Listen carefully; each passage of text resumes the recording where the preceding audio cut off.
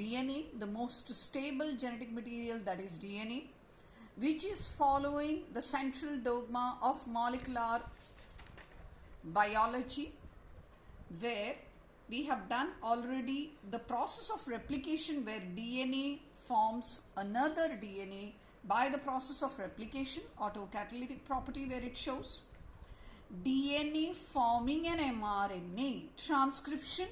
This is the part which we did yesterday, during which DNA makes an mRNA, and we have learnt only one strand of DNA copies, or the information on one strand of DNA gets copied into an mRNA, which is single stranded.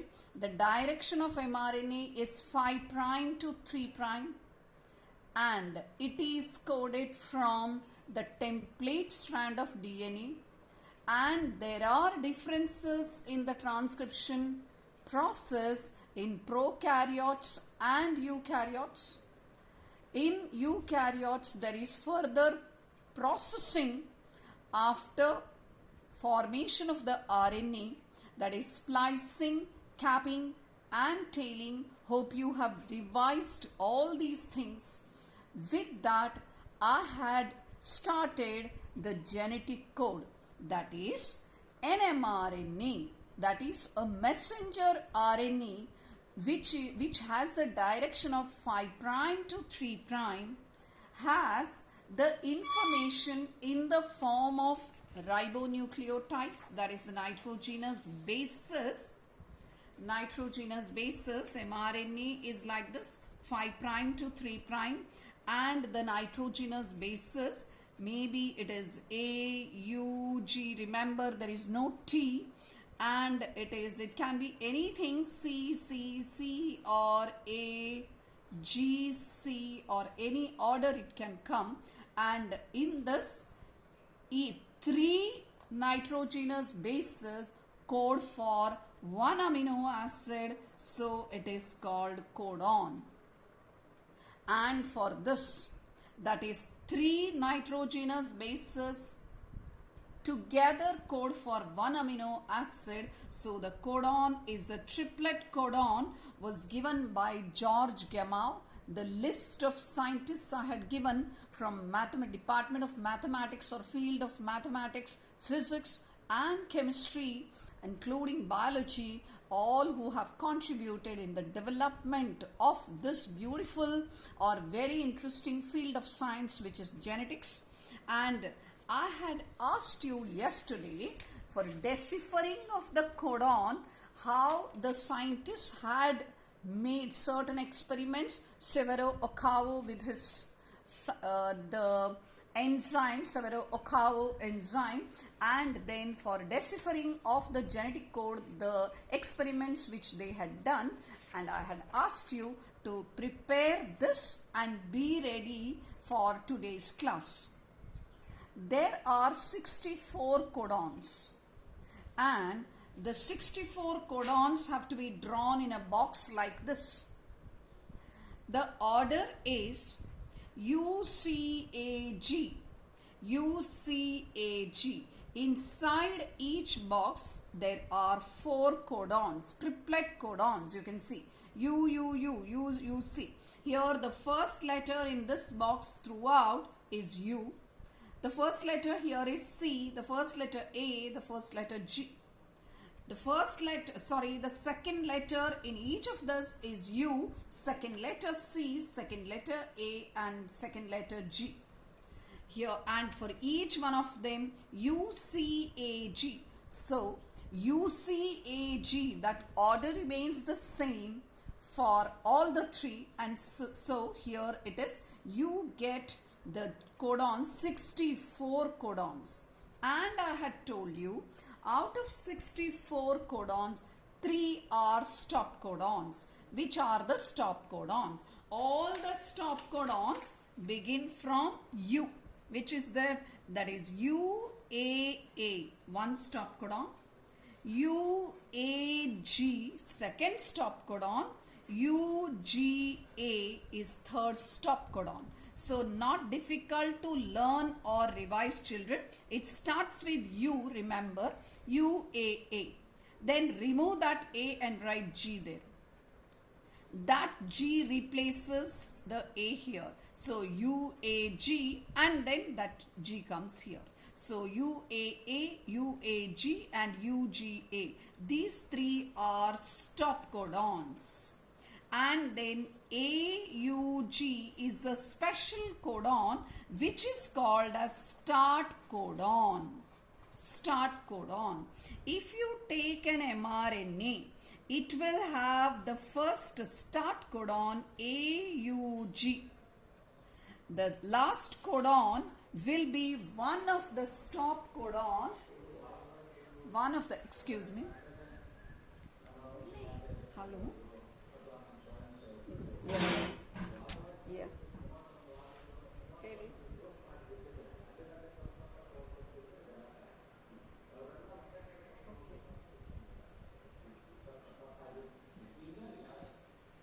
Yeah. AUG start codon and this here is stop codon UAA, UAG or UGA is one of them will come here, stop codon. And then if you ask me what else is there, then please remember I'll give you the structure of the mRNA here itself, and here before the start codon there are UTRs, that is untranslated regions. After this again there are UTRs, untranslated region. Keep this diagram in mind. Later when we are doing the process of translation, you will know the meaning of this UTRs. And here comes, this is the direction 5 prime and here is the direction 3 prime, and here is, what is it? Capping. The cap is here. The cap is made of, if it was in the class I would have asked you directly, the cap is of methyl guanosine triphosphate, and the tail is here which is having polyadenylation or polyadenylated tail. It is, it's A, many A's here. This is actually the mRNA. This is the mRNA. Now keep looking here. I had told you to prepare this box. This is there in the textbook, and I had promised you that I would help you how to fill in the name of the amino acids. That is, each codon codes for one amino acid and there are 20 amino acids. First of all, I would like to ask you, how many of you know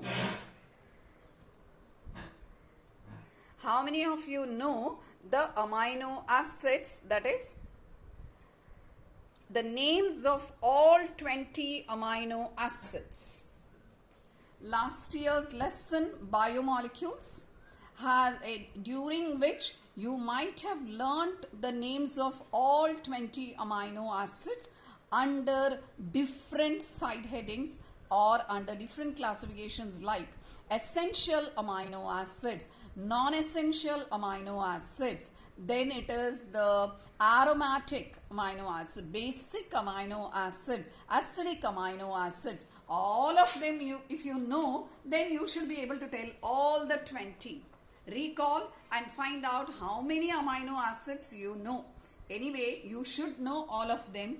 Now let me give you the clue of how to fill this. Keep looking here. This is the one. In the first one, the line which I want you to remember is for this, okay? All the 4 of them. Look here. Philip 2. Make a note of this. Philip 2 and leucine 6. 6. Or you can write it like this. Philip 2 and leucine 6. Leucine 6 isolated and met in the valley. Met in the valley. This is a line you remember. Philip 2, leucine 6, isolated and met in the valley. Every time when you are saying, you need to put the comma. I hope you have noticed this. Philip 2, leucine 6, I put a comma. Isolated, I put a comma, and then met in the valley. I wrote it like this. The reason for this is, Philip. With that, it is phenylalanine. You should remember the name of the enzyme, name of the amino acid, phenylalanine. Why I wrote Philip 2? That is first 2, phenylalanine. Leucine 6. 1, 2, 3, 4, 5, 6. All of them code for same amino acid, which is leucine. So Philip 2, leucine 6, isolated. I had asked you to write methionine already, AUG. Here is methionine. So Philip 2, leucine 6, isolated. That is isoleucine. So 3 of them isoleucine, isolated and met in the valley. Here valley stands for valine. So I hope you have got it. It's quite easy. UUU, phenylalanine. UUC, phenylalanine. All these leucine. AUU, AUC, AUA, isoleucine. AUG, anyway, it is methionine. GUU, GUC, GUA, GUG. All are valine.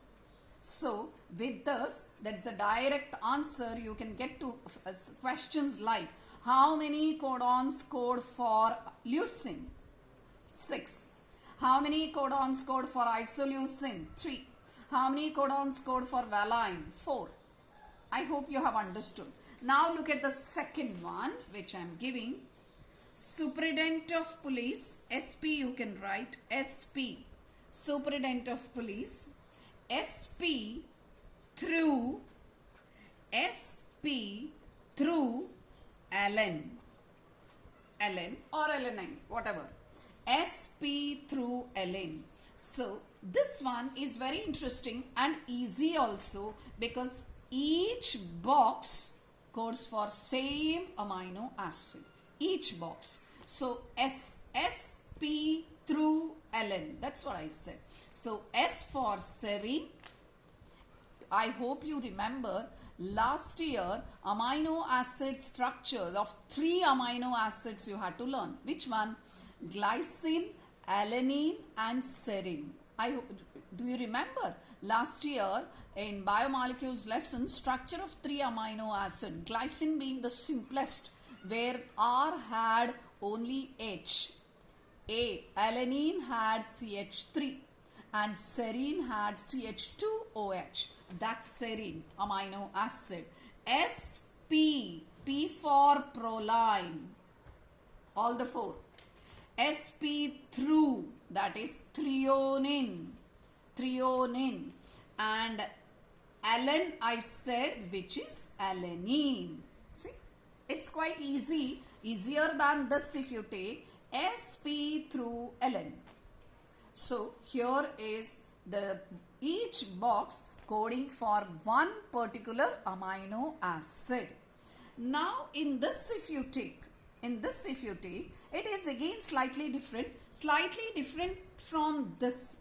That means I can give you an easy way to relate it. That is, here it is each box 1. Here it is in each box 2 amino acid. That means these 2 code for 1. These 2 code for one particular amino acid. 2 code for one amino acid, 2 code for one amino acid. It goes like that here. 2 each inside.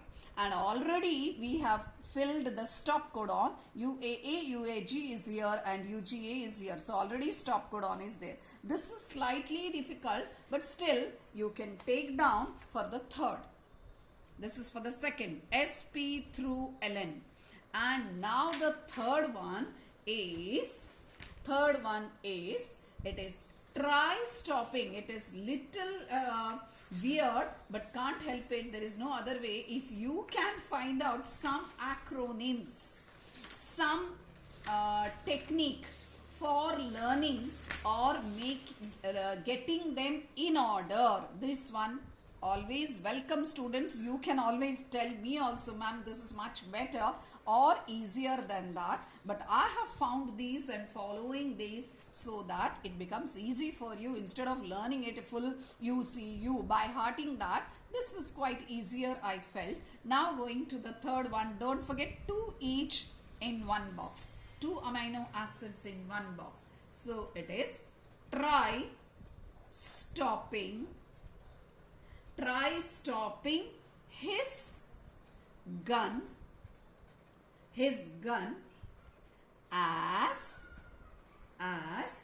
lysine asked glutamic acid. You can make a line like this. Can't help it because 2 each it is. 2, 2, 2, 2. 4 boxes. Try stopping his gun as lysine asked glutamic acid. Look here. This is try. That means tyrosine. I gave try, but the word, the amino acid is tyrosine. Stop his. His is which one? Histidine. And his gun. G-I-N it is. Gin it is, but I made it gun there to make a line which is meaningful. This is glutamine. This is glutamine. And his gun as A-S-N. Aspergine. Aspergine as lysine. This is of course lysine, and then here aspartic acid, and this is glutamic acid. Aspartic acid and glutamic acid. This is aspergine. This is glutamine. I repeat again. Try stopping his gun as lysine asked glutamic acid. 2 each. Here 1 each. Here 2 each. Try, that is tyrosine. Stop his gun, glutamine. ASN, aspergine. Lysine. This is aspartic acid and this is glutamic acid.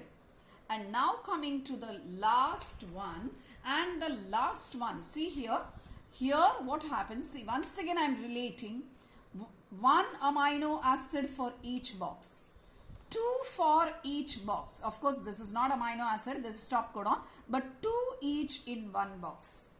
Here alternate, that means 2 each, 1, 2, 1. I hope you have understood what I am telling. 2, 1, 2, 1. That is this together for 1 amino acid, this together, this whole thing for one particular amino acid, again 2, again 1. This.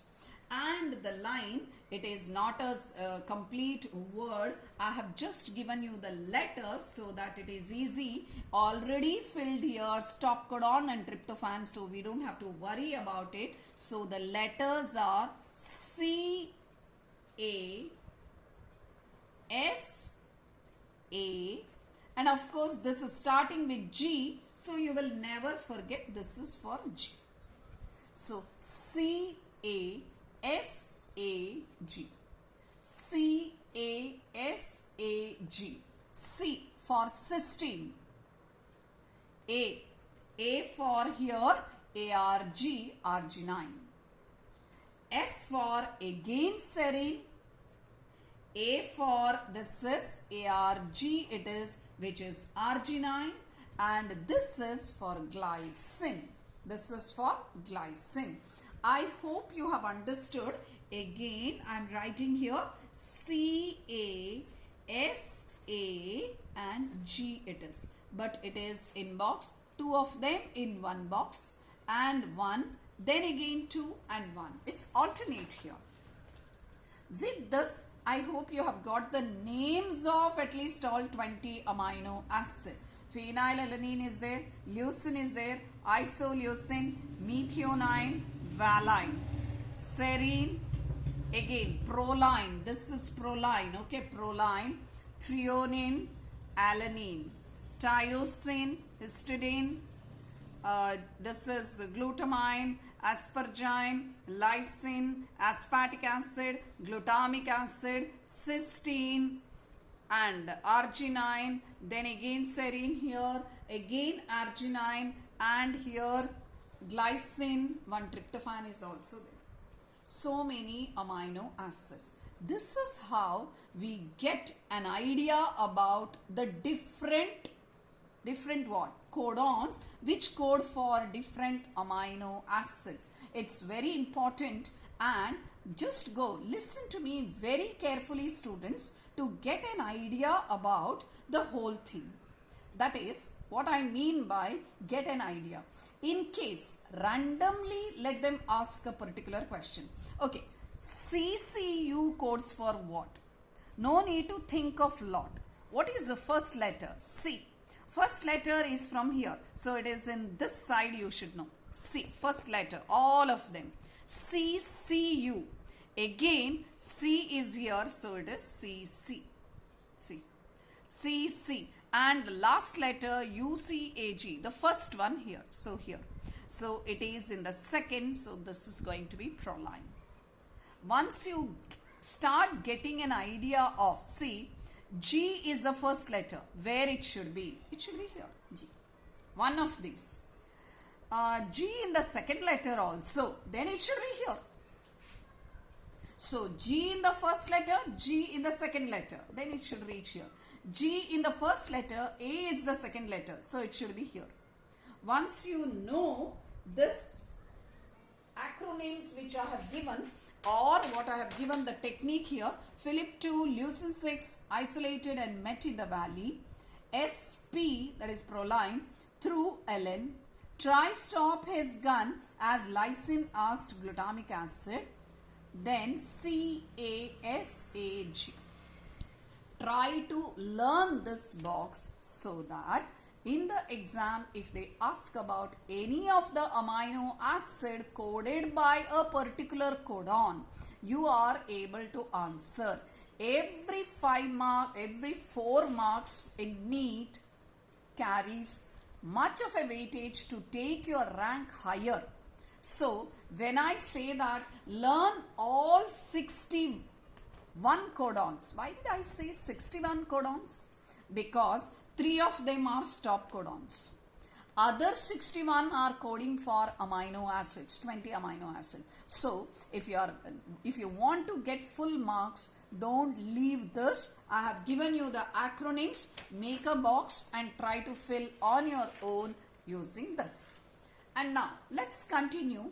Now, the genetic code, which I have said, that is each genetic code. There are salient features of genetic code. Salient features of this is very important. Directly as a 5-mark question they can ask, because you need to explain 5 points under this.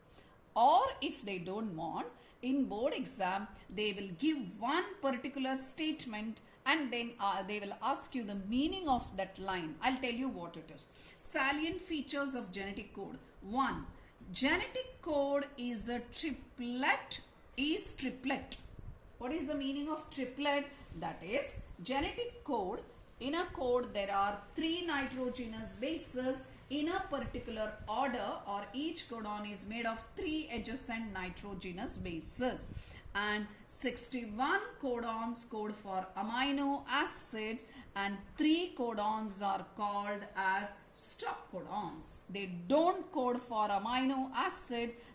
That's why they are called stop codons. Which are they? UAA, UAG and UGA. The second feature, it is genetic code is non-ambiguous. Non-ambiguous, or it is specific. What is the meaning of that? Look here. One codon codes for only one amino acid.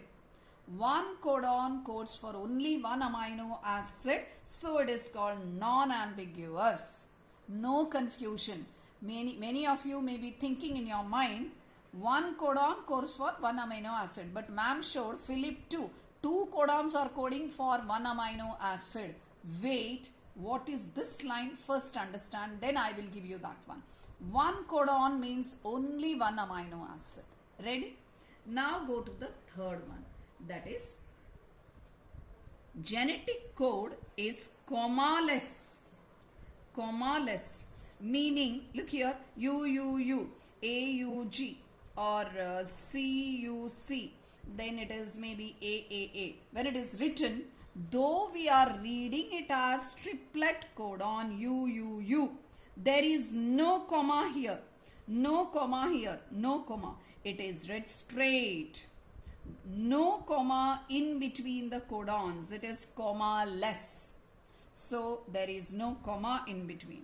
Now the fourth one, it is universal. It is universal. What is the meaning of it is universal? Take an example. UUU. It codes for what? First one, phenylalanine. UUU, let it be a prokaryote, which is a bacteria. In bacteria also, UUU codes for phenylalanine.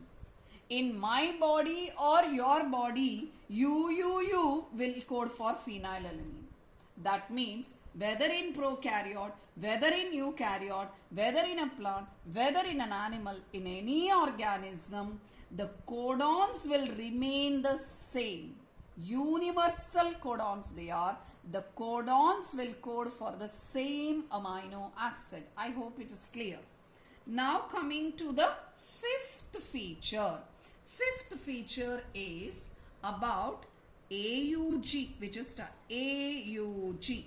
AUG has dual functions. What is this dual function? Dual means two. Duet. Duet is a song which is sung by two people. Pancreas is a dual organism. That is, it has dual functions, we say. Pancreas is an organ with dual function. What are the two functions? The two parts of pancreas. One is producing hormones, another is producing enzyme. Dual means two, right? AUG has dual functions. It acts as a start codon, as well as it brings or it codes for methionine. It codes for methionine. Ready? And then here comes the last one, that is the sixth one, that is the codon is degenerate. Degenerate. Codon is degenerate. Now look here, what is the meaning of degenerate? That is, same amino acid can code for, same amino acids can be coded by different codons. Now you should think the difference between non-ambiguous and degenerate. Non-ambiguous means one codon for one amino acid. Degenerate means same amino acid can be coded by different codons. I hope you know. Look here. Phenylalanine can be coded, amino acid is same, phenylalanine can be coded by UUC as well as UUU as well as UUC. Look at leucine. Same amino acid can be coded by different what? Different codons. This property is called degeneracy of the code. Now there are, keep looking here and quick answer. Those who are listening carefully, who are very alert in learning, will answer this question. In this whole chart which I have drawn, there are two amino acids which are coded by only one codon. Which are they? One is methionine, nowhere else it is. AUG, methionine, that's all. One more. UGG, tryptophan. See, nowhere else it is tryptophan. This is not tryptophan, it is tyrosine. So, AUG and UGG are not degenerate. They are, what do we call? Non-degenerate. That keep in mind, don't have to write. I just mentioned. Which are the non-degenerate? AUG and UGG, tryptophan. This is methionine, this is tryptophan, are non-degenerate.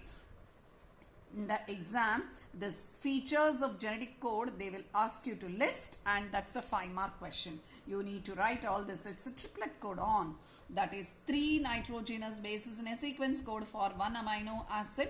There are 61 which code for amino acid. 3 are stop codons which do not code for amino acid. You have to write. It is non-ambiguous. Genetic code is non-ambiguous. 1 codon codes for 1 amino acid. Comma-less. It is read without any comma in between the codons. Universal. It codes, the codon codes for same amino acid whether it is a prokaryote or a eukaryotic cell. AUG has dual functions. It acts as a start codon as well as it codes for methionine. The genetic code is degenerate. Same amino acid is coded by different codons. And the non-degenerate codons are AUG and UGG. If you don't write this also, you will get the marks. And let me tell you, if they don't want 5-mark questions to be given, then how do they ask this particular concept? They say, genetic code is said to be non-ambiguous or unambiguous. What does it mean? What will you write? It means that 1 codon codes for 1 amino acid. Genetic code is universal. What does it mean? You have to write the codon codes for same amino acid whether it is a prokaryote or it is a eukaryotic cell. Genetic code is degenerate. What does it mean? Same amino acid can be coded by different codons. I hope you have understood this. This is a very important part of the lesson. With this, the specific features or salient features of the genetic code are being learnt. Having understood this, little extra I would like to take. Now, that is, one is about Vobel. It's not there in the textbook, but it is a very interesting concept, so I would like to teach you that. One, start with Vobel hypothesis. Vobel hypothesis. Have you heard of the word wobbling? How many of you have heard what is wobble? Wobbling is shaking, which is not very tight or fixed in a place. That's called wobble. And I still remember, I'll just take 1 minute to tell you, that is in maybe 7th or 8th standard, we had something called as non-detailed books. And in that English non-detailed books, and we had to learn very beautiful stories from main like Huckleberry Finn. Charles Dickens is the author of Huckleberry Finn, and then such books, Tom Sawyer, and one more is there, Huckleberry Finn and Tom Sawyer, and one more book, and all these were our non-details. In that Tom Sawyer's book, the word wobbling, Tom had a wobbling tooth. So wobble is, I have a wobbling tooth. That means a shaking tooth it is. Now coming back to wobble hypothesis. Look at this. What is interesting to see is that CUU, CUC, CUA and CUG. Have you noticed? I can write like this. I can write even one below the other. I don't mind. Look here. I think if I write one below the other, it is more effective. Okay. Can you please tell me what is the difference in all of them? The difference is the last nitrogenous base. UCH. All the first two nitrogenous base are same. The last nitrogenous base is different, right? Now, all four code for same amino acid, and which is the amino acid? It is leucine. Now, wobble, it's a hypothesis. It's a general one. It's not completely accepted one, but still it is in the form of a hypothesis. That is, it says that the first two nitrogenous bases in a codon are being read For a particular amino acid, it does not read the last nitrogenous base. In other words, though the last nitrogenous base keeps on changing, wobbling, shaky, not the same every time in its position, the third, then also it will code for the same amino acid because the reading is only the first two. This is called Wobble hypothesis. There are some questions which have been asked based on Wobble hypothesis. How they have given is, when they give the question, children, mainly in NEET exam, you have to be very careful. How they give here is, let me show you. UUU codes for phenylalanine. UUC, what does it code for? Now, first thing, please look, only the last nitrogenous base is changed. So, think for a while, and you can always write this also codes for phenylalanine because it's the last letter that has changed. But need not be always the same. That is why I said it cannot be generalized. It's a hypothesis. You come back to this box, then you will know. See, leucine, it is okay. The last letters, that is the nitrogenous bases, have changed, but it is coding for the same. But not all the time. Here different and here different. That's why I said it's a hypothesis. Just keep in mind about Wobble hypothesis. Ready? One is this. Now, once you have learnt the whole of genetic code, and then at least you should be able to try let me give you a practice. I will write whole along an mRNA, and you need to give me the list of amino acids which it can code for. Okay, let's start. As I write, please look into this box which you have prepared and try to answer my question. So, AUG, and then it is going to be CAU, and I am writing AAA fast, and then it is GUU, and I am going to write UUA and UAA. Fine. Question number 1. NEET. Think of NEET exam. Question number 1. How many amino acids are coded by this particular mRNA? How many will be coded by this particular mRNA? How many? You tell me.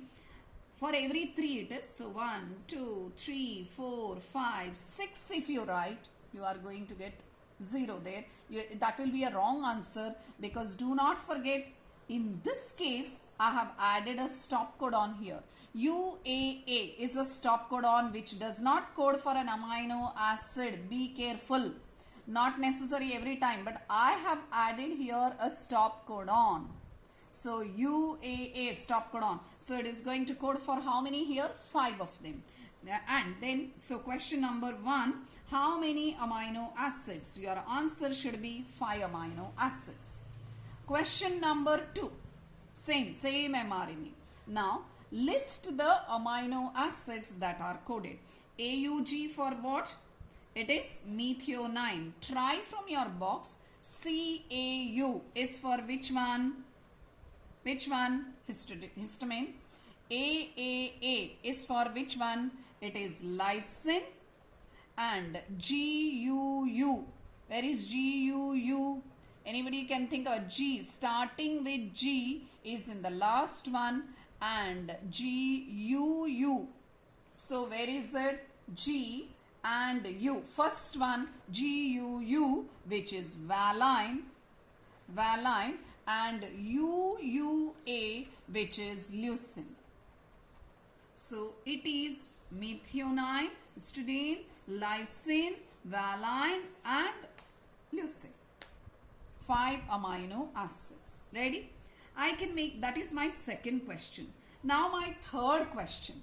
Third question is that, look here, instead of AAA, think that here I am writing UAA. Now what happens? Never forget UAA is a stop codon.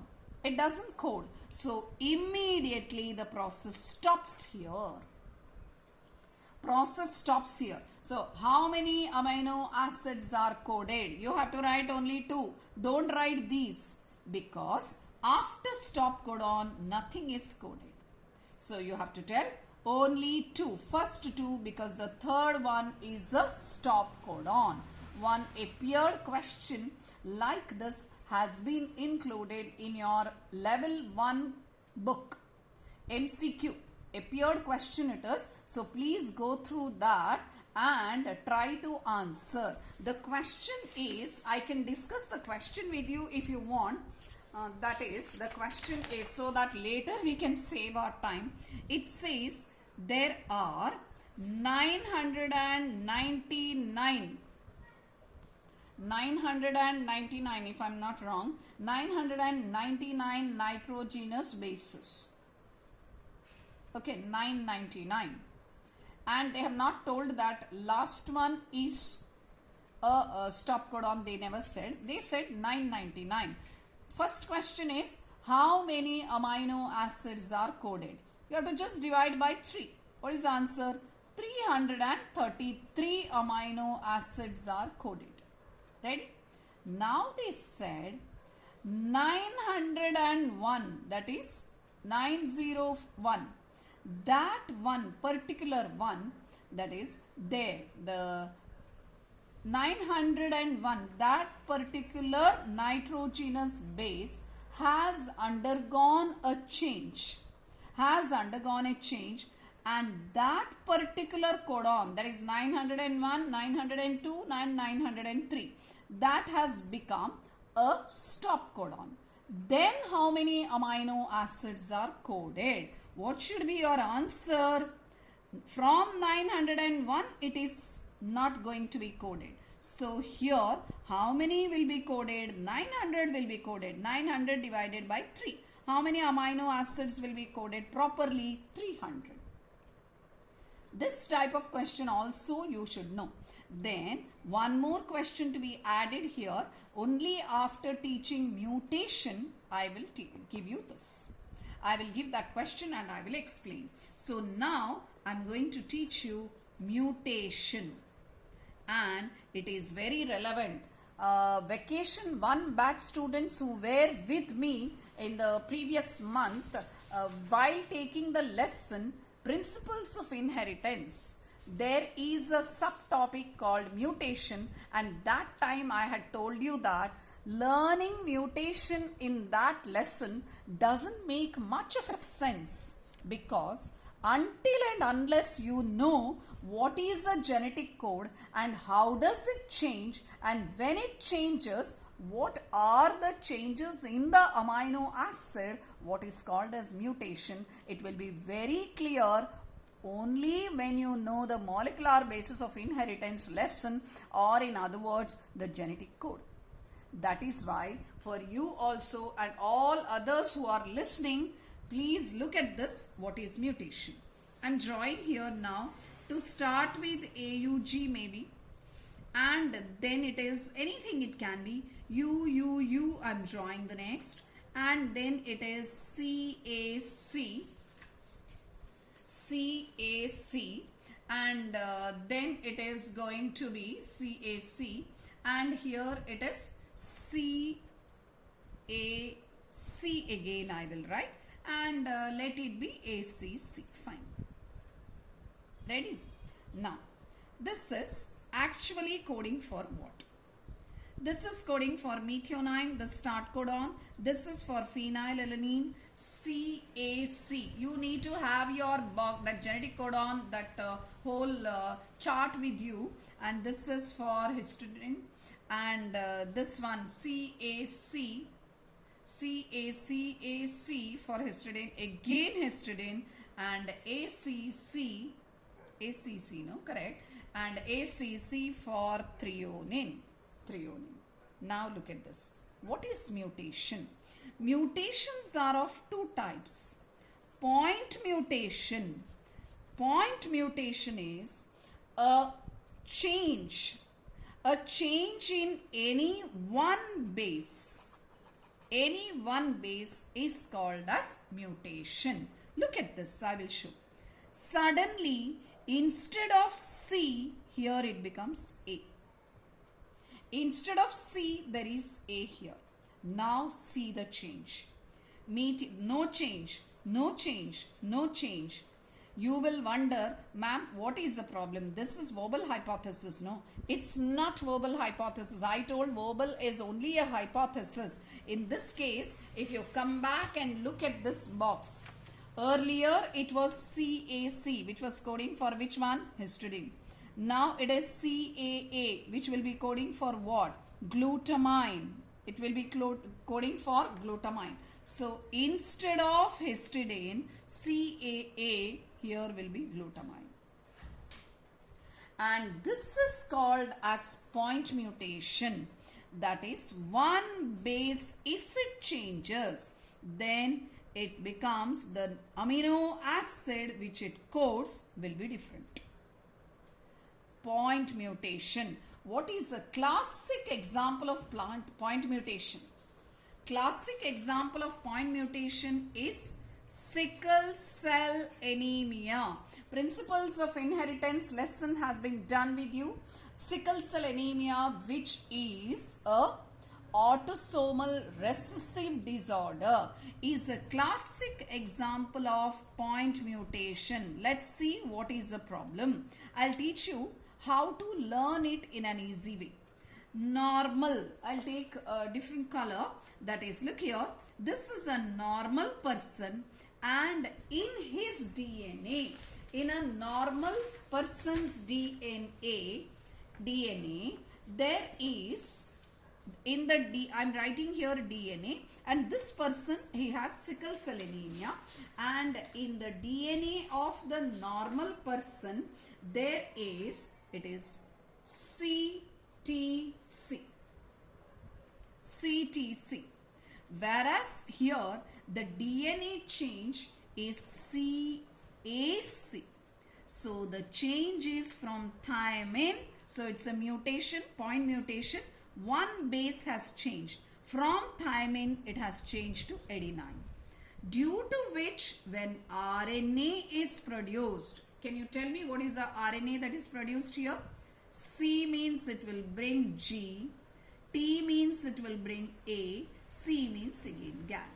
Here it is G instead of adenine. Here it is adenine, means it will be bringing uracil, and it is G. So GAG to GUG. GAG, the change is GUG. Due to which the amino acid change in the normal person has GAG coding for glutamic acid, whereas in sickle cell anemia GUG codes for valine. See the difference. I repeat again. In a normal person, in DNA CTC, which will code for an RNA, it will code for GAG, the codon, which codes for glutamic acid in the protein. Whereas a person who is suffering from sickle cell anemia, in that DNA, instead of CTC, there is one single change. Instead of thymine, it has become adenine here.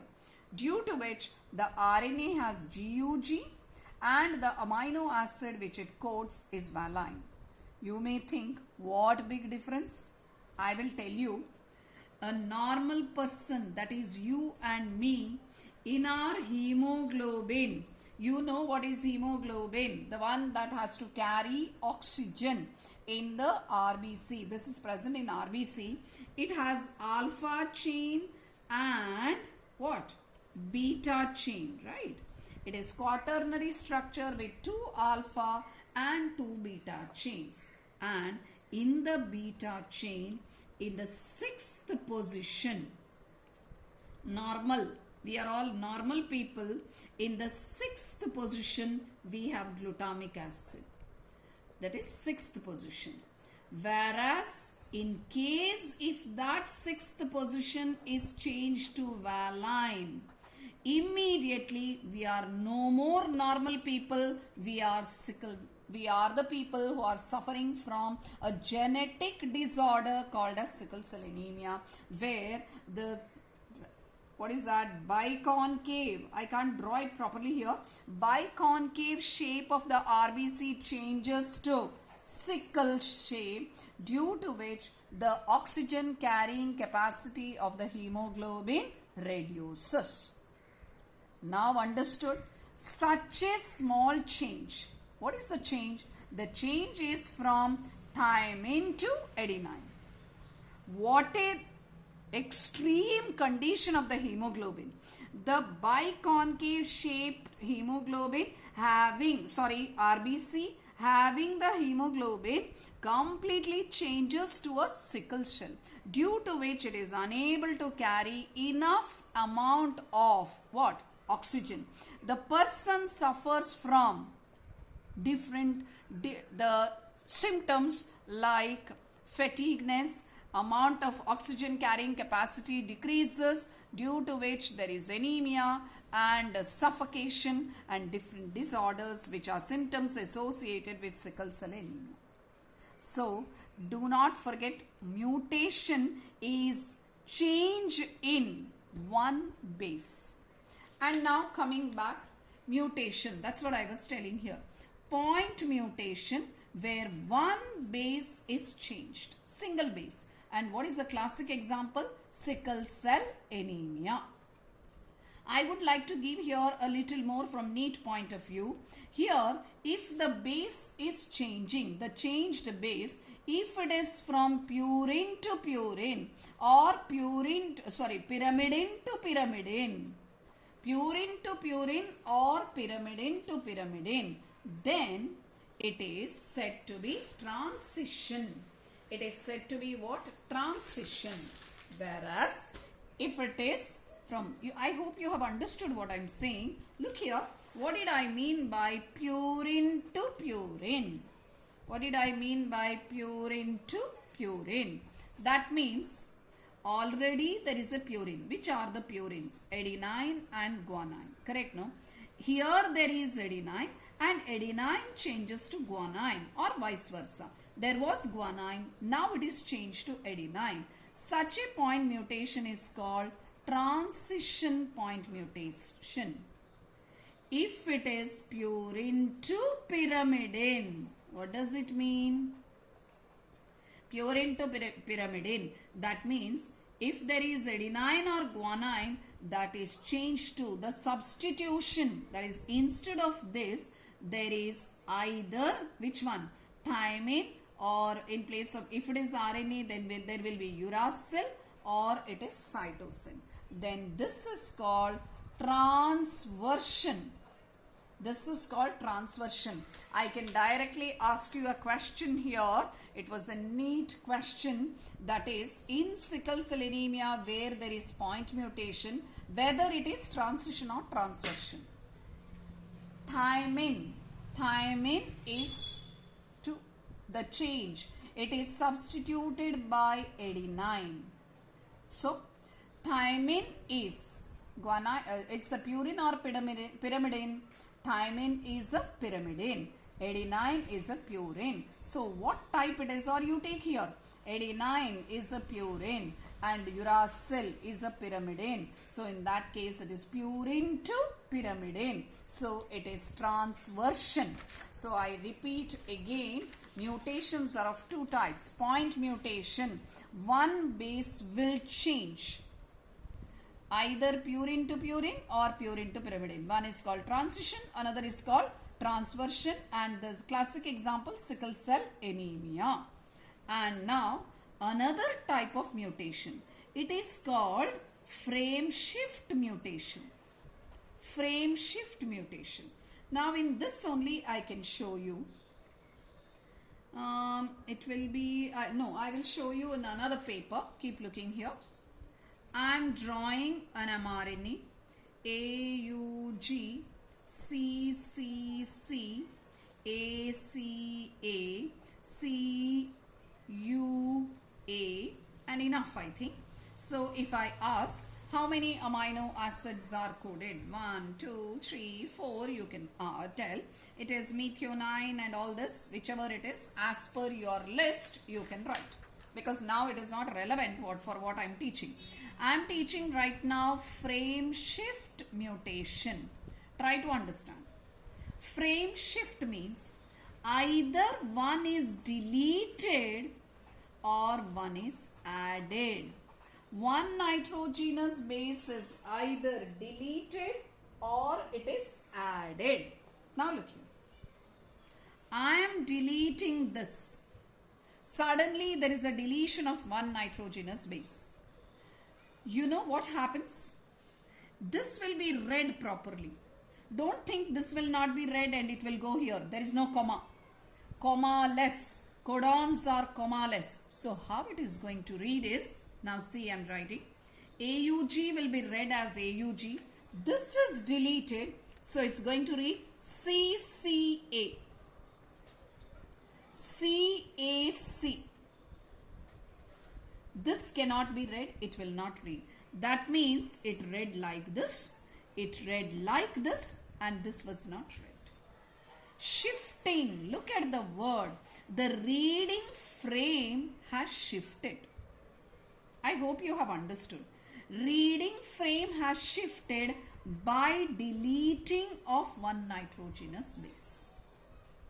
This is frame shift mutation. Same occurs by adding. Now look at this. AUG, CCC, ACA and CUA. Ready? Now, in this, how many amino acids are coded? 1, 2, 3, 4. Because 3 each. Ready? All of a sudden, here in this place, one C is added. Now what happens? See the reading. 1, first amino acid. 2, second amino acid. Now these 3 will be read. So third amino acid. These 3 will be read. So 4 amino acids and this will not be read. But the shifting has changed. Instead of reading ACA, the blue ones, it has read ACC. Instead of reading CUA, it has right now read ACC. So the framing, the reading frame is shifted. This is what is called frame shift mutation. I hope you have understood. Frame shift mutation is a change that occurs by deletion of the nitrogenous base or addition of the nitrogenous base. The numbers might not change, but the reading frame shifts, due to which the amino acids which are coded will also be shifting, or the amino acids will be changing as the reading frame shifts. Now the same frame shift, I will give it in another way. Look here.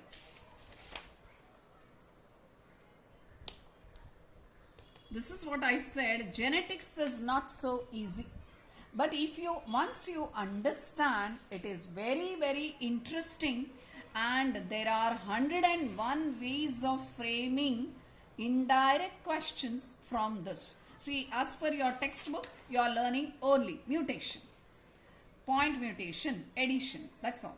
But based on this, how many types of questions they can frame?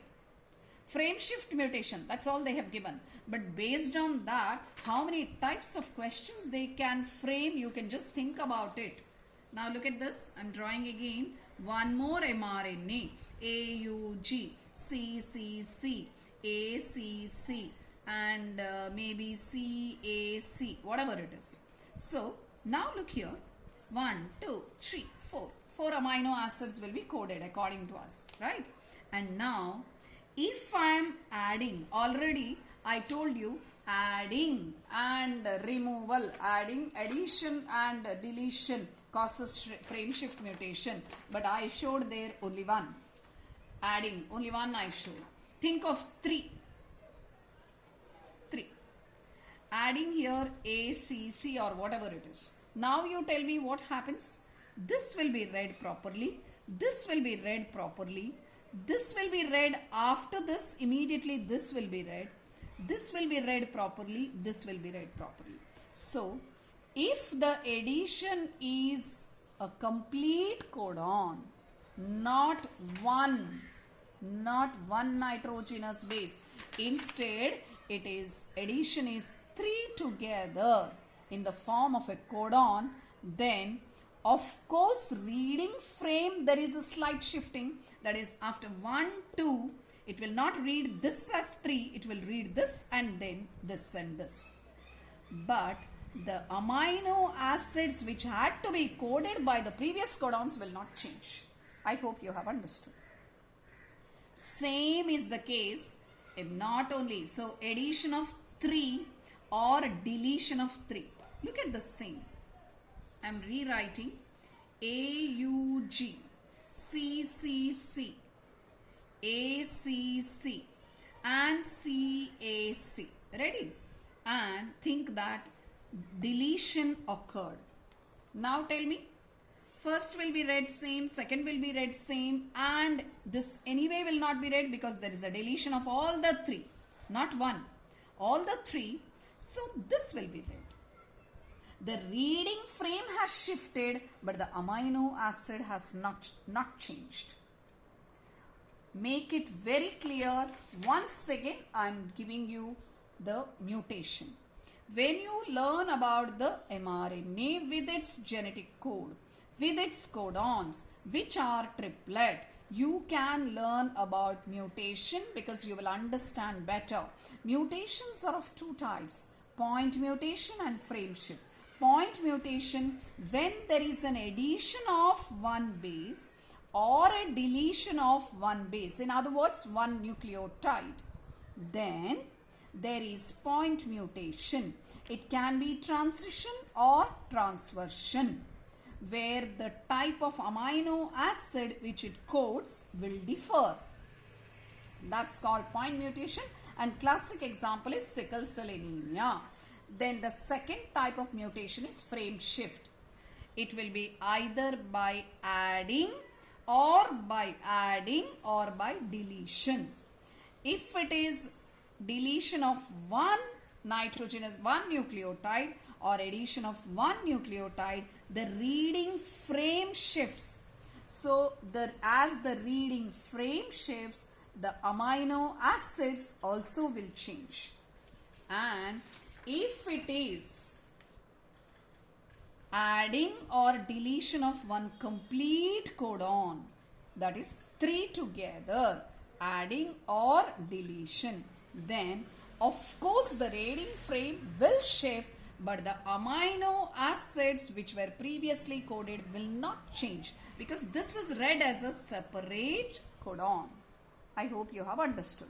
Very important to learn about mutations. Then only you will understand how the genetics, that is in our body, when the cell is doing replication or when the DNA is doing transcription, then if there is any change that occurs, how suddenly a mutation occurs, maybe a point mutation or a frame shift mutation, which leads to different disorders.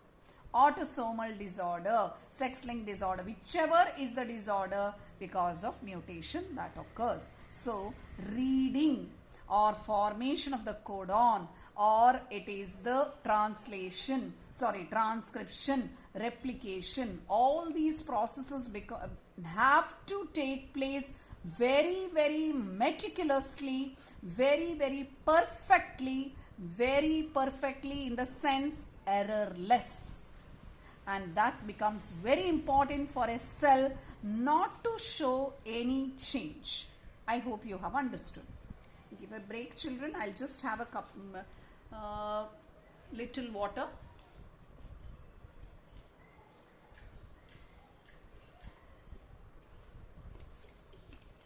Okay. Having done all these things, I would like to continue now. Once again, I want you to remember what is happening here right now. Look here, this is my cell, this is my nucleus, and this is my double-stranded DNA inside the nucleus, which I have drawn linear, and it is linear of course. And this part of my DNA, which I call it as a cestron. Remember, yesterday I used the term cestron. Fragment of DNA which is coding for one polypeptide chain. This has formed an RNA. What RNA? mRNA. And now after the processing, what did I say? Processing. That is capping, tailing and splicing. That is removal of the introns. This is a perfect mRNA right now, and this mRNA has to come out of the nucleus into the cytoplasm.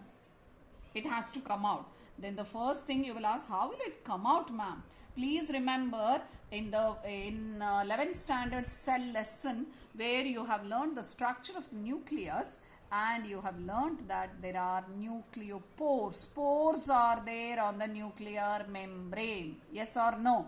Now you know the importance of those pores. Pores in the nuclear membrane bring out the mRNA into the cytoplasm. And why does it come to the cytoplasm? This is what? This is the mRNA which is there in the cytoplasm now. And the mRNA has brought a message in the form of codon. It has brought a message in the form of codon. And as the mRNA reaches the cytoplasm, this code or codon, this message which it has brought in the form of codon like this, can be read only by an organelle which is ribosome. Which is called factory of protein synthesis. In brief, I will show you. Ribosome attaches to the mRNA, see, like this, and it starts reading the codons. The codons are read, and as per the message of the codon, AUG means methionine, UUU means, what is that? Phenylalanine. Then CCC means proline. Based on the codon, the amino acids will be joined together to make a long, what chain? Polypeptide chain. And this polypeptide chain later makes what? Proteins. By folding over itself, taking a tertiary structure or quaternary structure. This which I have drawn right now is a tertiary structure. So the polypeptide chain makes the protein. This is how proteins are synthesized in our body. I give a pause, sit back and think about it very, very carefully. What is the importance of DNA in our body? In other words, in our cells. Every cell which has DNA continuously is producing mRNA. mRNA after processing is coming out. That is hnRNA processing and making itself into an mRNA, and the mRNA comes out. Ribosomes meet the mRNA, read the codons, join the amino acids as per the codon, and the joined amino acids make a polypeptide chain, and continuous synthesis of proteins takes place in our cell, and these are the proteins either function as enzyme, function as hormones, or anything are these proteins in the cell. This is what you have to understand, which is the gist of the whole function that is taking place or controlled by the DNA in our body. I hope you have understood.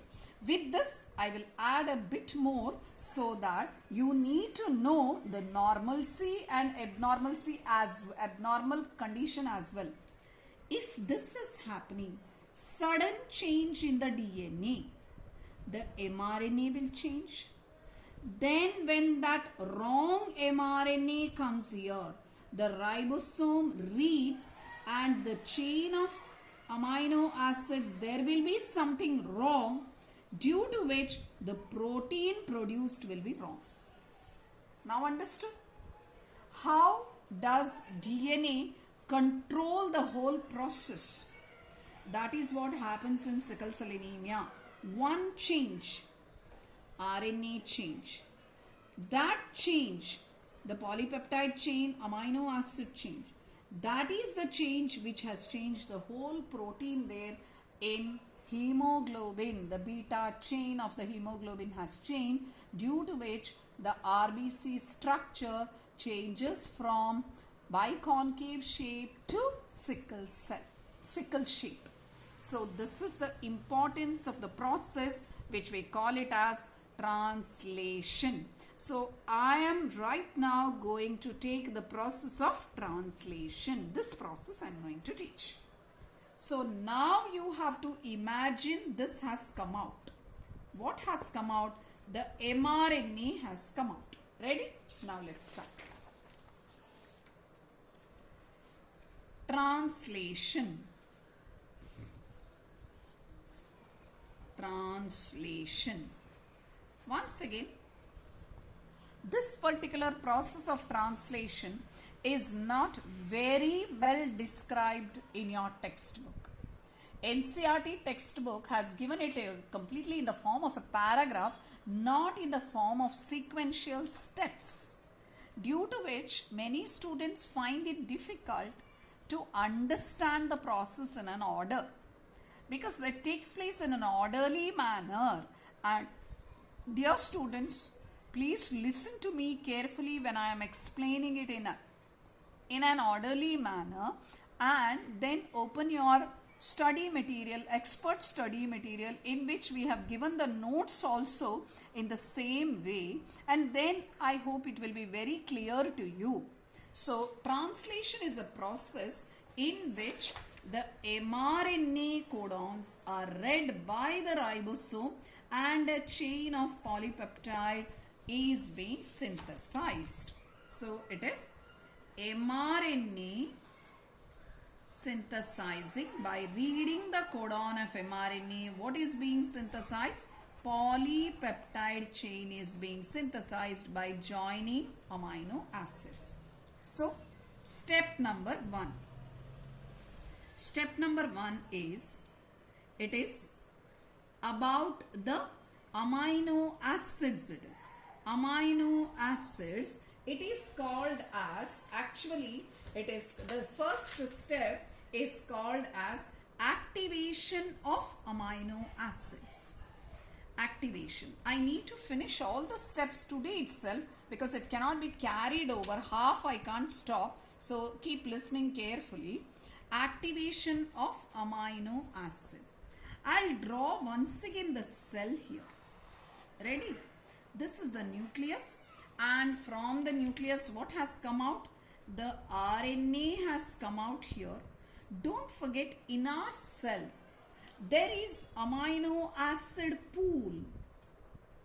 All 20 amino acids are present as amino acid pool, and in lots in number. Each amino acid is in large numbers. All 20 are here in large numbers. Now step number 1. Each amino acid, take any example. Amino acid, maybe glycine you want to take, no problem, glycine, alanine, glutamic acid, or whichever. Each amino acid binds to ATP in the presence of an enzyme called as amino acyl synthetase. And it binds with ATP and it forms a complex. it forms a complex. Amino acid binds to ATP. So the first step is that. You will wonder why it is binding to ATP. Don't forget ATP is the energy source, right? ATP is the energy source. And now the second step. Second step. This particular complex. What is the complex? Amino acid with ATP. That complex, AA-ATP complex, that one binds to tRNA.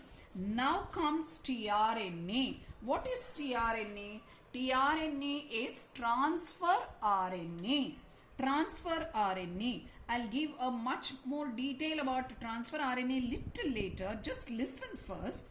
This one binds to tRNA, which is transfer RNA, and so that the tRNA gets that amino acid. So what we get it as amino acid tRNA. And for transfer of this amino acid to tRNA, the energy is being used. That's why it had to get energized first. Amino acid had to be energized, or in other words bind to ATP, so that using that ATP it could bind to tRNA. Let's wait for the third step because I'm going to teach you about tRNA now. Coming to tRNA.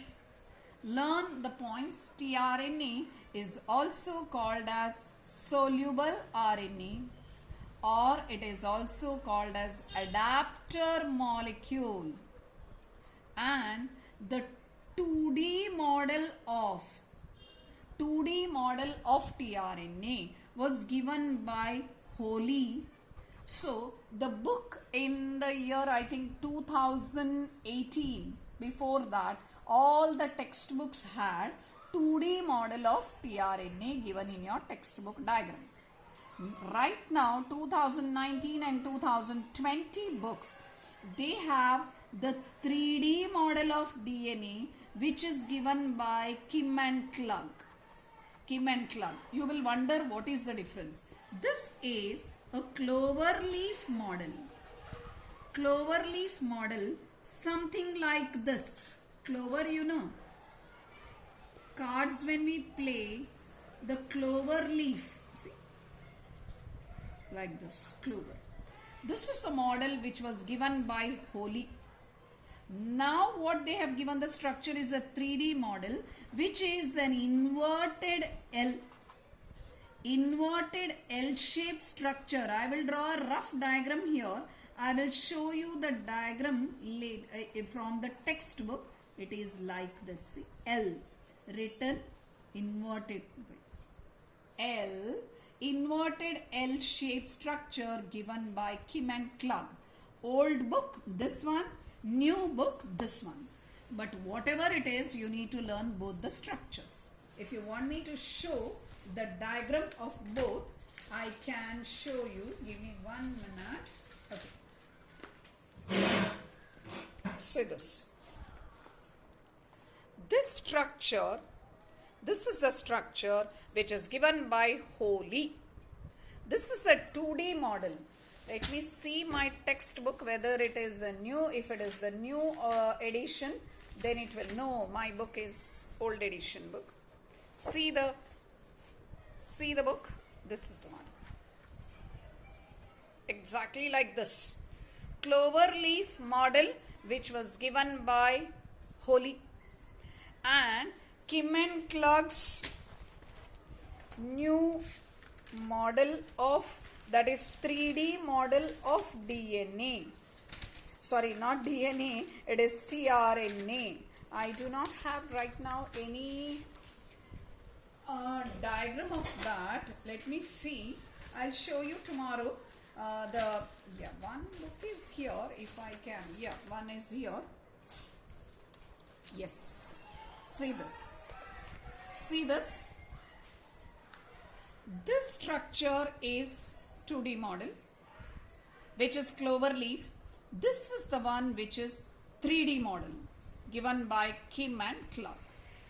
This is there in your textbook right now. The latest edition of the textbook has this diagram. The old edition has this diagram. Now let me explain the structure. Look at this. Let me explain the structure of tRNA to you.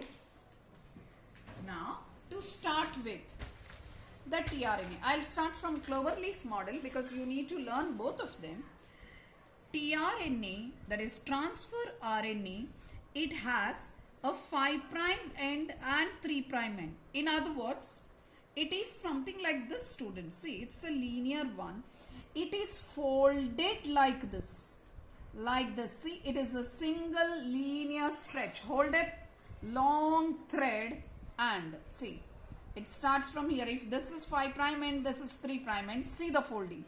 It has gone straight and then like this, formed a loop. Again and again like down. Again a loop. Again the pairing here. Again here the loop without pairing. Again the base pairing and reaching the last end here. 3'. So this is 5' and this is 3'. Now it has 3 loops, you can see.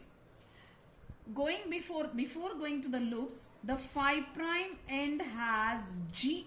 What is G? Guanosine. Guanosine it is. That is with guanine, the nucleotide if you take, it is guanosine monophosphate. G is here in the 5' end. And at the 3' end, free. That means, see, this 5' end is here and 3' end is a free end here, and there are 3 unpaired nitrogenous bases, and it is ACC. I hope you can see there ACC. I have written ACC, and that is at the 3' end. And this 3' end with ACC is called as amino acid acceptor end. It is called as amino acid acceptor end. Better I draw another diagram, a bigger diagram for you so that it is more clear. The 2D model given by Holy. Look at this.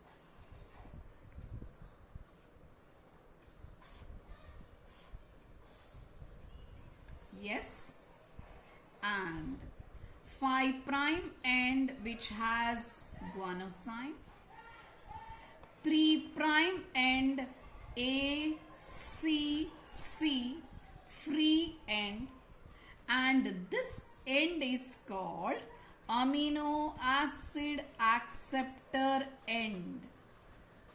Acid acceptor end. 3 loops are there. 3 loops.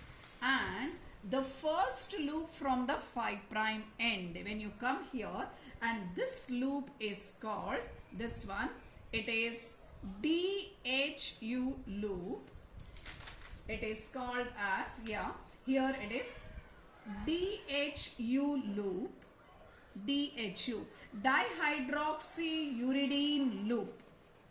Uridine loop, and this binds to the enzyme.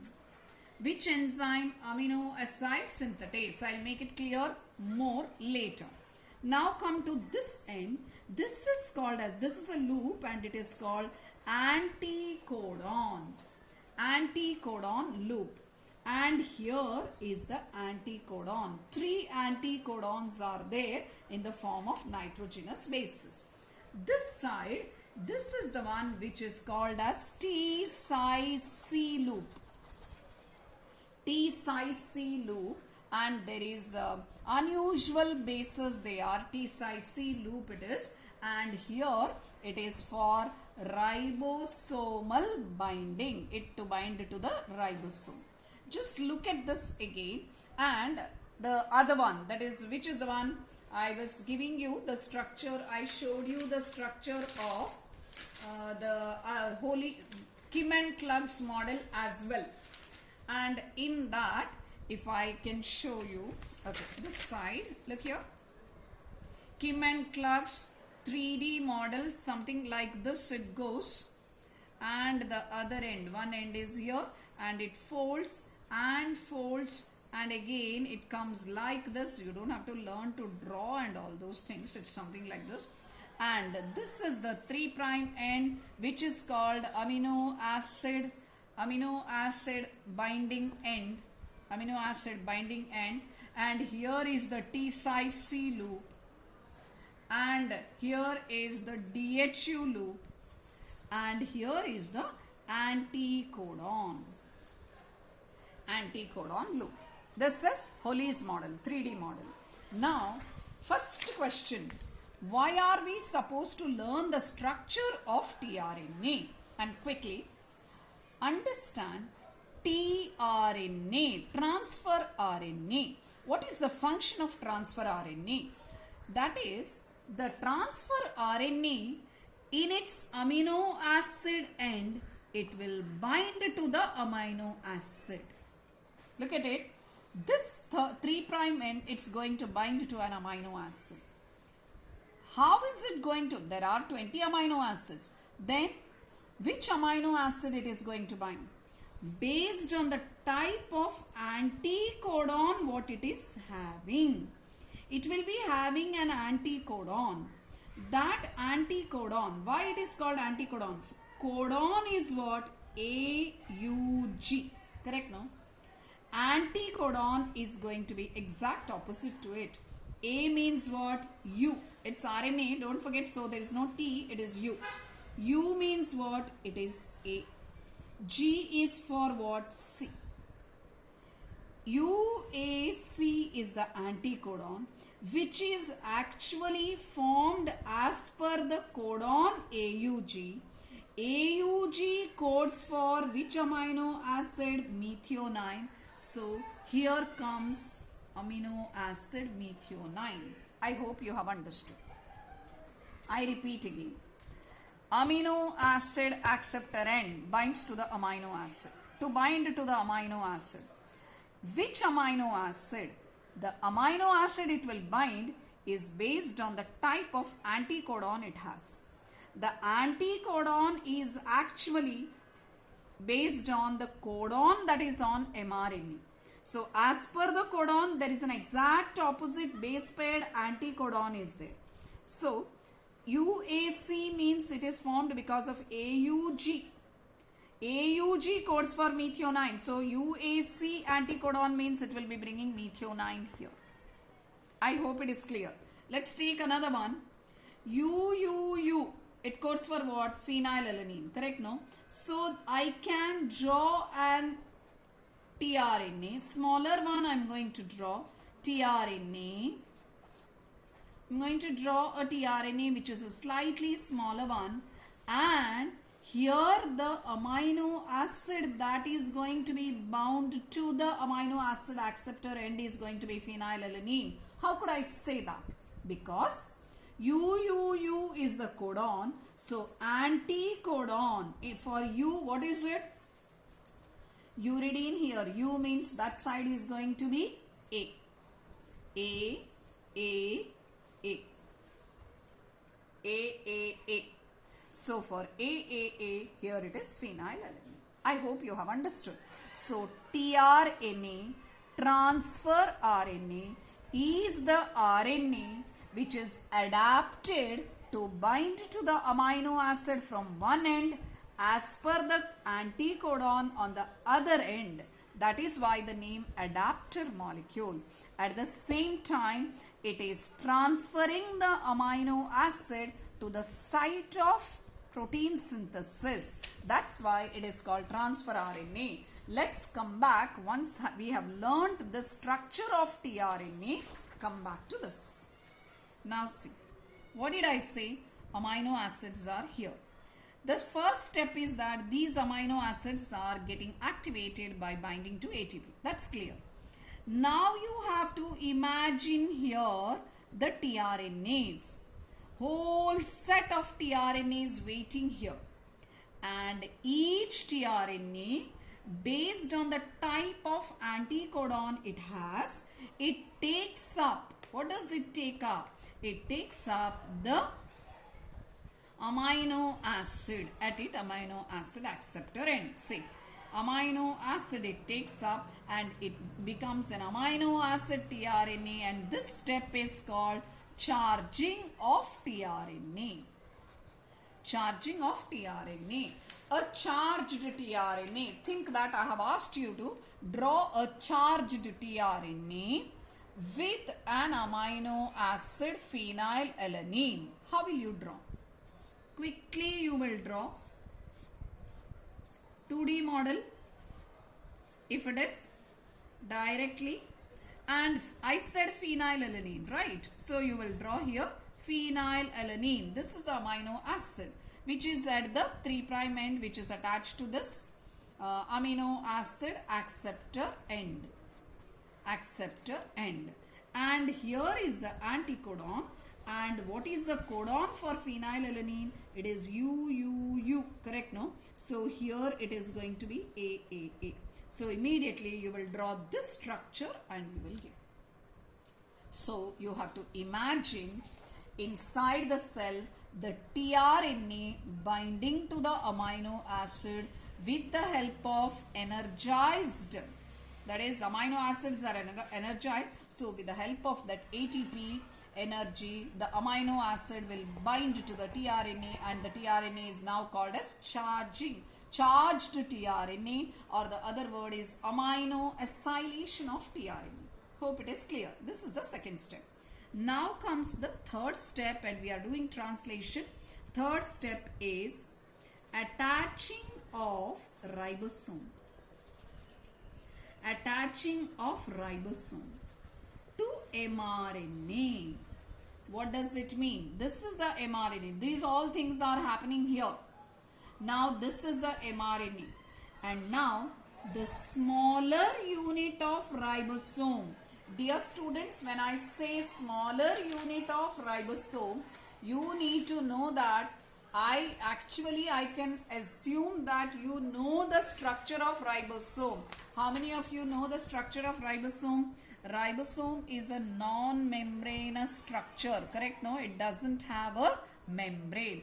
It doesn't have a membrane, and it is made up of two units. Smaller unit and a larger unit, correct? It has a smaller unit and it has a larger unit. And this smaller unit in prokaryotes is what? 30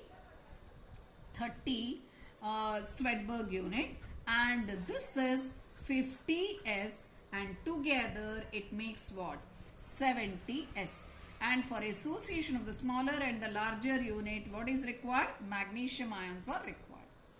This is for prokaryotes. What about eukaryotes? Smaller unit 40S, larger unit 60S, and total it is 80S. Remember, this is eukaryotes. This is ribosome, which is non-membrane bound structure, and when the smaller and the larger unit bind together, they are able to synthesize the protein. Now what you have to imagine is the smaller unit of ribosome coming and binding to the which end? That is the start codon. Which is the start codon of the mRNA? It is AUG. So the smaller unit of ribosome comes and attaches to the mRNA in the start codon region. Immediately after that, a tRNA, I'll just draw the tRNA like this, tRNA with, what was the start codon? AUG. AUG for methionine. With methionine, it comes and binds to that codon. Now you need to go back and what I have drawn about the structure of tRNA, you have to look. This is anticodon. And imagine an mRNA here. This is the codon. This is the codon. They are exactly, they show base complementarity, right? So there can be there can be a hydrogen bonding that can be formed between the codon and the anticodon. So the tRNA comes and fixes exactly on this with the help of hydrogen bond. And now you have to imagine the amino acid here. tRNA has fixed on the mRNA codon here, and here is the small unit of ribosome like this. This is the ribosome, small unit. This is the first codon, and I will make it here AUG, then otherwise you will get confused. AUG is the codon. So here it is going to be UAC is the anticodon, and here it is going to be methionine.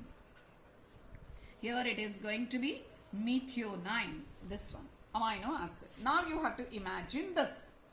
Now, once this much is ready, the larger unit of ribosome, this is the smaller unit. Now the larger unit of ribosome comes and binds to this place. Now it is a complete complex. What are the three things in this? There is an mRNA. There is this is the mRNA, the smaller unit of ribosome, the tRNA, and the larger unit of ribosome. Completely it has become a complex now. Can you see? And now I will draw a little smaller structure so that you need to learn again the process in a elongation step. Now look here. Smaller unit of ribosome, the mRNA here, and here is the larger unit of ribosome. I'll use the same color. Larger unit of ribosome, and here is the tRNA which is bound to the first codon, and here is the, shall I use another color? Here is the amino acid. Here is the amino acid. This is initiation. This is initiation. The process has started. The process has started. And now comes, you have to imagine now the larger unit having P site. There is a site called P site, and the second site is A site. A site. Now see what happens. This was AUG, correct, no? And now I am drawing another one. The next codon, imagine UUU. Now you have to think of the tRNA here, which will be coming and binding to this UUU codon. With the amino acid, you have to tell the name of the amino acid. Which one? Phenylalanine. This is methionine, this is phenylalanine. Look at this picture now. First one is, which is this? This is methionine, here is the tRNA. This is the tRNA with phenylalanine. The proximity of the two tRNAs, this tRNA and this tRNA are very close to one another, and they have the amino acid. The proximity of this amino acid helps them to form a peptide bond between the amino acids. I repeat, the amino acids which are in close proximity, they make a peptide bond between them. You know what is peptide bond? The peptide bond is formed between the COOH of one amino acid with the NH3 group of the second amino acid, so that there is a CONH, the bond is formed which is called peptide bond. This peptide bond is formed. Once the peptide bond is formed, keep listening. Once the peptide bond is formed, now there is a detachment of this one, which the tRNA which was holding on to this Where is our diagram? We can go back to this diagram. See, tRNA was holding on to this amino acid. Now, this amino acid is having a bond with the next amino acid, which is that is phenylalanine right now. Once the bond is formed, this tRNA takes an exit. It leaves it from the amino acid acceptor end and this takes an exit. Now, methionine is attached to phenylalanine, 2 in a chain. 2 are together now. That's what you have to imagine. This tRNA has moved out. Now, the next step, elongation. You know what happens? Now, I'm showing using my fingers, using my hands. Just see, the whole ribosome moves forward. You have to imagine I'm pushing this ribosome forward. I'm pushing it. When I'm pushing it, the diagram goes like this. The whole of this has moved to this particular region now, due to which this tRNA, the A site tRNA, has moved to P site and A site is empty. Shall I draw a diagram and show you? Look here. 1 minute, children. I'll switch on the lights.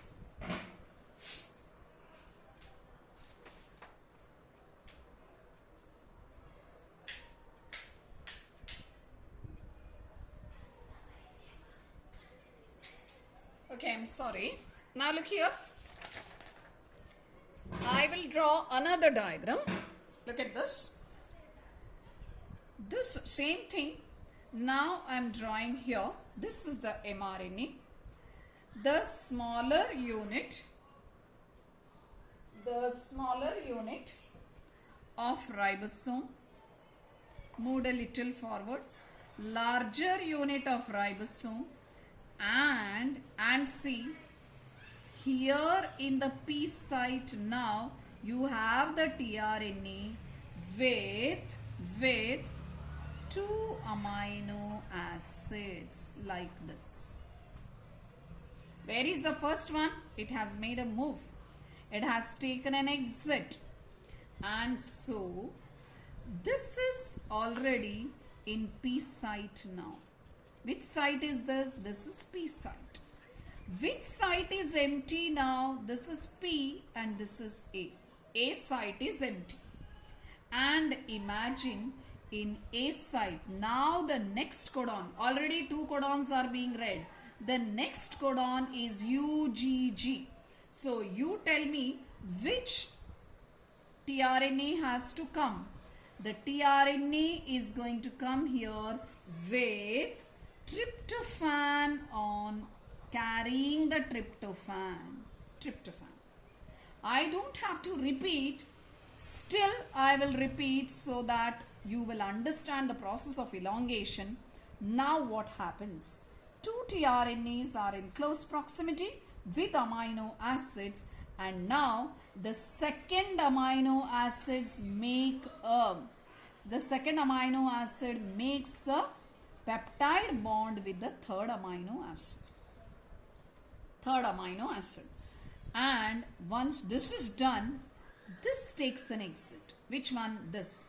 It releases the amino acid, both of them, and this takes an exit. Now the third one has 3 amino acids to its chain. And this one will move here because ribosome moves forward. And this movement of ribosome on the mRNA is called as translocation. What is it called? Translocation, which requires GTP, guanosine triphosphate, not ATP. It requires GTP. And here for the bonding, it requires an enzyme which is called peptidyl transferase. Peptidyl transferase is the name of the enzyme. Please remember, for translocation, for the whole process, It requires energy in the form of GTP, and the enzyme which is peptidyl transferase as the enzyme it requires, and this is the enzyme which is actually a type of ribozyme. What is ribozyme? In 11th standard biomolecule lesson, when you are doing enzymes, you are learning that ribozymes are enzymes which are not proteins. They are formed from RNA. So they are RNA enzymes. Peptidyl transferase is a ribozyme. Let's continue. Initiation, elongation is over. We need to imagine. See, the whole process is a matter of visualization. You have to imagine the whole thing taking place like this. That means now further ribosome moves forward with the help of GTP. As it moves forward, the next tRNA comes with what? Amino acid. And that comes here and it will bind to this, and the 4 will form a chain, and this takes an exit. Now the 5th one will come, 6th one will come, 7th one will come, and the whole process continues as the ribosome moves forward on the mRNA. Ready? Now last step. I am going to draw here now. Look here, the last step I am drawing here, mRNA, and now the ribosome has reached here right now. Smaller unit of ribosome, larger unit of ribosome already here. This is the mRNA, and one tRNA is here with long chain of amino acids. Look at the chain of amino acid it is having. It has long chain of amino acid it is having. Now very interesting thing is that now the last codon here is UAA, which is stop codon. You know that UAA, UAG or UGA, they are all stop codons. When there is a stop codon, no tRNA comes because there is no tRNA for stop codons. There is no tRNA because this is going to be a stop codon. No tRNA. What was this tRNA waiting for? To transfer the whole chain to the next tRNA, and it wanted to take an exit. But what happened? There is no tRNA which is moving here. Correct? So this tRNA, once it waits for the next tRNA, and there is no tRNA which is coming because here is the stop codon. There is no tRNA for the stop codon. The tRNA which is in the P side now immediately terminates the process. So it is termination. Initiation, elongation, termination. Same like transcription. What it does, it releases the chain of amino acids. The 2 ribosome units dissociate and the mRNA moves out. All whole things they dissociate. This comes out, this comes out, this comes out, and so at the end, what is being given to us inside the cell? It is a chain of amino acid which is called as a polypeptide chain. And this complex process is what is called as what? This is what is called as translation. So I hope you have understood the process of translation. I will repeat again. Translation is a process of mRNA coding for a polypeptide chain. And in short, the mRNA which comes out of the nucleus reaches the cytoplasm. So translation takes place in the cytoplasm, and there first is that the amino acids get activated by binding to the ATP. Why do they get activated? So that in the second step, those activated amino acids bind to the tRNA, and charging of tRNA occurs, which is also called as amino acylation of tRNA. tRNA with a flag. What is that flag there? The flag is that of amino acid. This is a charged tRNA. What is the third one? Third step is attaching of ribosome and mRNA. First, which one comes and attaches? Smaller unit comes and attaches. To which codon? It is the start codon AUG. And then the the tRNA with methionine comes and attaches to the codon with its anticodon. Then the larger unit of ribosome comes and attaches. This process is initiation. Then comes the next, which is elongation. During elongation, in the A site, the next tRNA comes and binds to the codon with the help of its anticodon, during which the two two amino acids which are in close proximity, they form a peptide bond with the help of peptidyl transferase, which is a type of ribozyme. And then once the bond is being formed, the first tRNA takes an exit. Now the ribosome moves forward. You have to imagine is, take a comb. On the comb there are that teeth, right? Now you have to imagine the whole thing, that is that comb what you have taken in your hand is like that of mRNA. Each teeth stands for one nitrogenous base, 3 together for one codon. Now you are imagining your hands or your fist like this on it. So smaller unit, larger unit. You are reading and you are moving forward. And that time the next tRNA for the next. And like this, the two amino acids go on joining together and the ribosome moves forward on the mRNA, and the energy requirement is satisfied by providing GTP, guanosine triphosphate is the energy. So please don't write ATP, it is GTP. And the process continues. Then when does it end? When the tRNA here with a long chain of amino acid, what we call it as polypeptide chain, is ready and it is waiting for the next tRNA to enter, but the next tRNA doesn't enter because the codon here is a stop codon. UAA or UAG or UGA. For a stop codon, there is no tRNA that is entering. When no tRNA comes here, the previous tRNA which is in the P side immediately terminates the process, and for all these there are factors. Initiation factors, elongation factors and terminating factors are responsible. The factors help and immediately the tRNA deletes or what you call dissociates with this. The polypeptide chain is released. The two ribosomal units, larger and the smaller units, they dissociate. The mRNA also separates or dissociate, and the whole process comes to an end, and what we get is a polypeptide chain.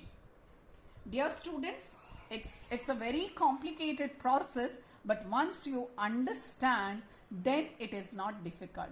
That is why please make it sure that today you sit and learn the whole thing, starting from the box of the whole chart which I gave, the box of codons, what I gave you, 64 codons in the box, how to make the box. Once again you have to revise that, and then you have to start the process. Mutation you have to take, complete mutation.